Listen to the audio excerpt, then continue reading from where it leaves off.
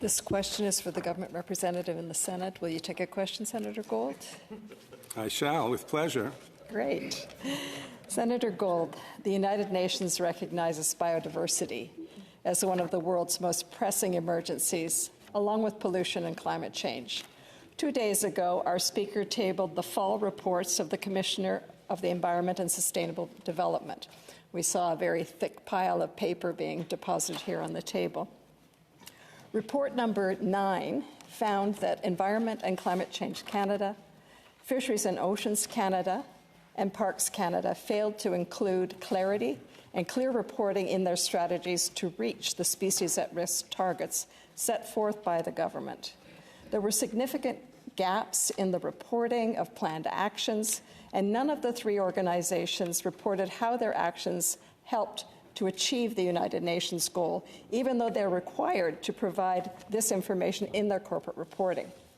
This news comes just a few months before, as you know, Canada will host the 15th United Nations Biodiversity Conference, COP15, where nations will meet with the goal of halting the loss of biodiversity.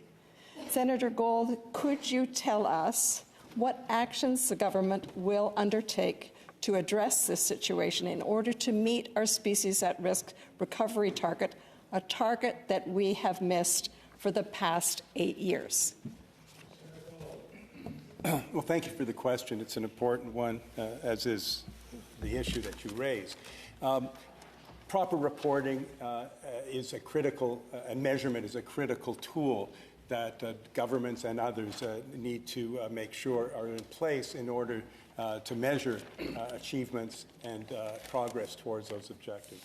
And in that regard, excuse me, I'm convinced that the government will continue to work and take into account the recommendations and analysis presented in the reports that were just tabled. As for particular steps that may be taken, I'll have to make inquiries and report back. Senator Coyle, supplementary. Yes, Senator Gold, there were many reports actually tabled 2 days ago. The Commissioner of the Environment and Sustainable Development's report number 7 on protecting aquatic species at risk found that delays, knowledge gaps, and a bureaucratic approach undermine the government's ability to protect aquatic species at risk.